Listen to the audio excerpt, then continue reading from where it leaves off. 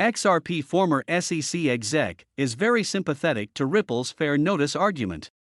In a recent interview, Joseph A. Hall, a former executive at the U.S. Securities and Exchange Commission (SEC), talked about his former employer's lawsuit against Ripple Labs. Hall has been partner in U.S. law firm Davis Polk since September 2005. Before that, between October 2003 and June 2005, he was working at the SEC, where he ultimately served as managing executive for policy under Chairman William H. Donaldson, where he assisted the chairman in directing the commission's policymaking and enforcement activities.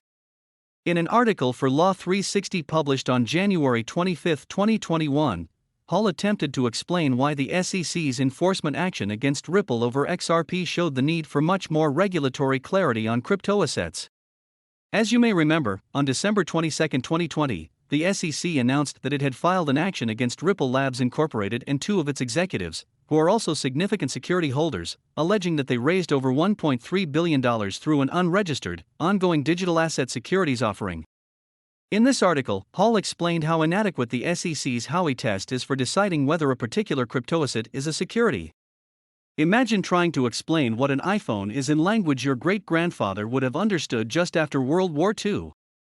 That's how easy it is to predict which digital assets are securities under the post-war Howey test.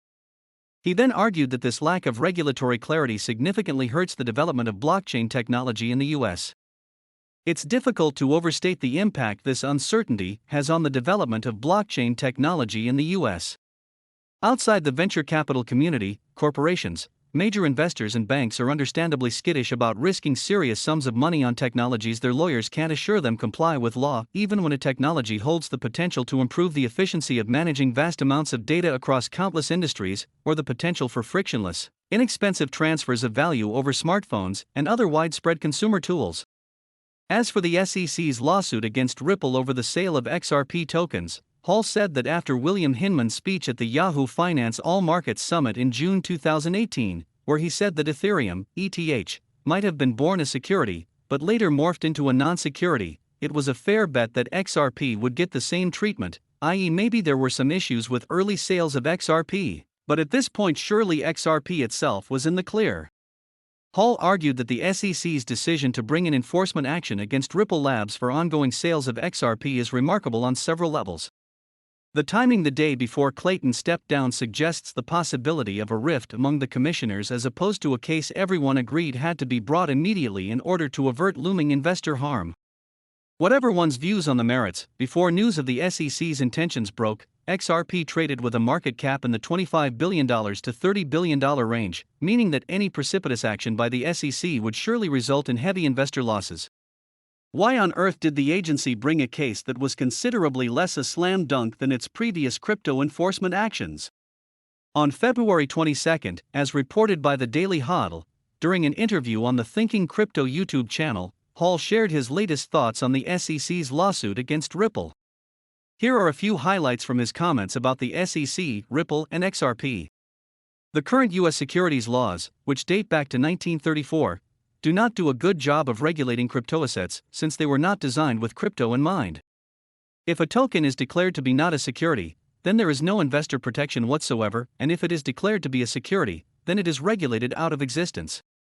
Therefore, U.S. Congress need to step in to create a different regulatory structure for crypto. As for the SEC's lawsuit against Ripple, Hall said that he is very sympathetic to Ripple's fair notice argument since the Ripple network was operating for years before the last-minute filing of a lawsuit against them. Hall believes that the SEC's entire regulatory project could be basically shut down if they lose on the merits here, and he still thinks there's a pretty good chance that they will lose on the merits. Hall does not expect a tidy resolution of this case over the course of this year, even though settlement is always a possibility. Let's talk about the Complete Guide to Crypto Gaming Tokens. Written by Simon, a crypto analyst from Footprint Analytics, focus on blockchain data such as DeFi, NFT, GameFi. Data source is Footprint Analytics. Although gaming is the first part of GameFi, finance is the main reason for its rapid growth. GameFi is still in the early stages of growth, and games within that space are far less developed than traditional ones. The main source of profit for players in the game is non-fungible token (NFT) trading, as well as mining and trading of gaming tokens. Therefore, it is important for players to understand the economic model of these tokens. The economic model of tokens. GameFi tokens link the game, NFTs, and financial attributes. A sustainable, fair, and attractive token model will have a significant impact on the game. The current token model in the game is mainly divided into single token and multi-token economies. 1. Single token. The single token economy model uses one token for all things related to the platform, such as in-game activities, project governance, and transactions in the secondary market. The advantage is that the model is simple. Players only need to obtain one token to experience the game, which facilitates player transactions and reduces the difficulty of resource integration. The disadvantage is also obvious, because the token used is also an asset that the player wants to hold to increase its value. The player's willingness to hold it contradicts the game's setting of having to consume tokens in order to advance. Players can easily be affected by fluctuations in the token's price. When its price is too low, players will likely lose some of their interest in playing the game because of its lack of potential profitability. When the price is high, players will lose their assets by taking advantage of the high-value token. In addition, if a project adopts a model of constantly issuing additional tokens, inflation will be a result. Since the single token model can easily affect the token's ecosystem, more game projects prefer to adopt a multi-token model. 2. Multi-token. Games with multiple tokens generally separate between platform governance tokens and tokens circulating within the game's ecosystem. The platform governance token is mainly used to encourage players to contribute to community governance and thus increase the recognition of the platform value. The tokens used in the game is mainly used for in-game tasks, trading, daily quests, level ups, etc. There is usually no maximum issuance amount set, and some of them do not even need to be virtual currencies of blockchain and are often not traded on secondary markets. The multi-token model has various forms according to different games, and also has obvious advantages and disadvantages compared to the single token model. The main advantage is the stabilization of the economic system in the game. The model allows players to play without being affected by the main token's fluctuating price.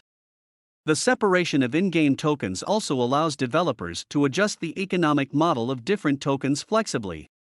The disadvantage is that it increases the integration difficulty for the gamers and the learning difficulty for the players. The top-ranked games using the single token model are mostly focused on the metaverse concept of purchasing land. For example, Decentraland's token Mana can be used to buy land and goods and services in the virtual world. In the sandbox, Sand is used to be the basis token of transactions and interactions, which players can use Sand to buy, rent, hire, vote, stake, etc. The ILV can be used in addition to the in-game activities and can also be staked to rewards in the pool, as well as participating in governance. Other projects mostly use multi-token models. For example, in DeFi Kingdoms, Jewel is the main token used to buy heroes and props, and XJewel is used for governance after staking. DFKTEARS is the token used to summon heroes in the game.